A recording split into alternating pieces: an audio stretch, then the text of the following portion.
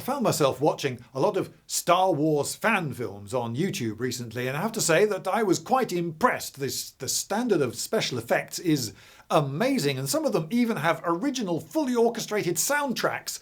Wow! But I did notice that there were certain things that cropped up again and again, which possibly showed room for improvement. So I made a couple of notes, 10, and here they are. If you are thinking of making a Star Wars fan film, 1. Get someone who knows about spelling and punctuation to check the text of your opening crawl, because you'd be amazed. 2.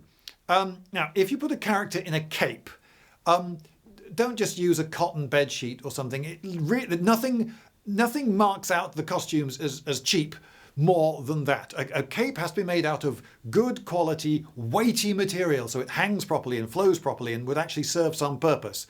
Cotton bed sheet doesn't cut it. And while I'm at it, actually, a lot of cheap modern clothing, even if it's very plain stuff like a plain grey t-shirt, on camera it just looks like cheap modern clothing. I'd avoid anything with a zip fastener in it. That's not a very Star Wars universe. Or anything with a trendy, bad modern fit. No, it doesn't look the universe. Come on, Star Wars. Now then, 3. This is an important one. A lightsaber fight is not a plot. I'll leave it there. Number 4. Now, having characters, perhaps during a lightsaber fight, just stand there and glare at each other whilst the dramatic music plays is not actually interesting or dramatic or meaningful.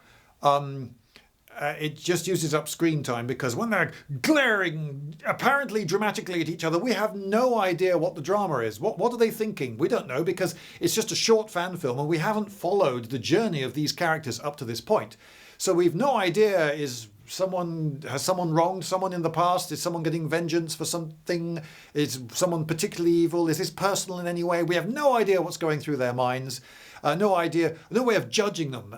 Is this righteous anger that has inspired this glare, or what is it? Are they fearful and they're trying to hide it? We don't know. It's just two people glaring at each other a lot whilst music plays. You have to have more story to explain the glaring. 5. This one's a quickie. One cannot take a Jedi who wears false eyelashes seriously. 6. Now, if in your universe it is possible to be wounded in a lightsaber fight and just temporarily put out of action, then it will become the norm to make sure that you finish someone off immediately. And that can be done very quickly. It would just take, half a second to cut someone's head in half with a lightsaber. So do bear that in mind. 7. Now, it is probably possible to make a Star Wars fan film without a lightsaber. But I can't say that for certain, because as far as I know, it's never been tried. 8. Now, if you cast actors in the role of familiar characters from the films, like Han Solo or something, they really have to be very good to work. Otherwise, every time they fail to live up to the original, they just remind the viewer that he's watching a low-budget fan film, and it just pops you out of the fantasy. So I would counsel against doing that. 9. Now, the cinema films do have long, slow scenes of very bad dialogue in them, but I see no pressing need to emulate them in that particular detail. Number 10.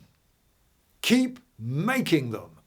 Please do keep making them. It's amazing the visuals people can come up with now with modern software. They can come up with special effects that were once just in the realm of the professional. So, keep at it.